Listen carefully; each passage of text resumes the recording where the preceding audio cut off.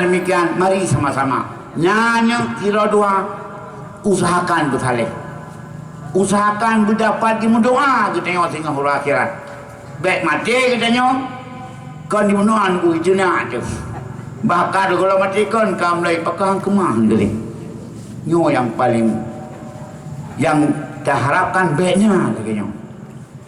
Oleh karena demikian sidang jamaah yang berbahagia nyo pun memberi bekas lama mati lama benak kita nyo lebih-lebih lagi nyo menjelang daripada bulan Ramadan, menjelang bulan Syaban nyo malah nyo 2 Syaban sehingga adalah bulan Ramadan untuk melatih kita nyo dalam beribadah kepada Allah.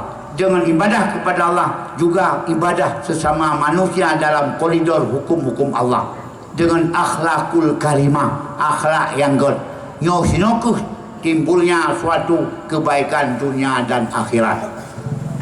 Maka dengan lagi nyokuh manusia adalah manusia yang sempurna, manusia yang mendapat petunjuk, karena yang mendapat petunjuk adalah dari Allah Subhanahu wa Ta'ala.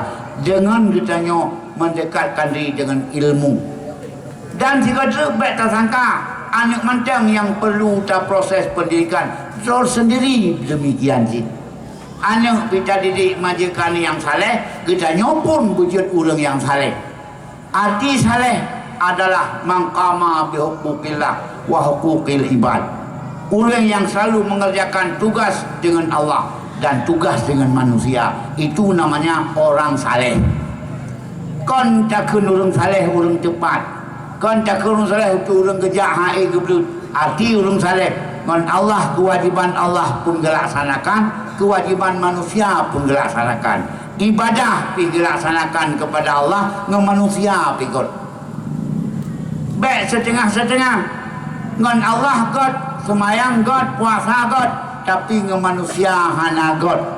Dengan manusia selalu mendatangkan kejahatan, mendatangkan kemelaratan, mendatangkan malapetaka bagi orang lain.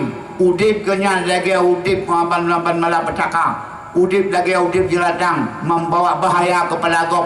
Nyokon manusia saleh, manusia salah. Dari manusia saleh, Ego tanya, mahua manusia saleh? Apa sih manusia saleh? Jawab, manusia yang selalu mengerjakan perintah Allah juga bisa melaksanakan tugas-tugas dengan manusia yang lain, bisa hidup berdampingan dengan orang lain, tidak memberi mudarat kepada orang lain. Itu namanya manusia saleh. Tapi ibadah itu muji tuh dalam pokok itu bukan manusia saleh. Cuma yang itu muji nutup pan dalam pokok agak dalam hanya dengku pantu dalam pokok ibang pelangkop yuk sekegok gaya jauh muji nyan ke manusia saleh salah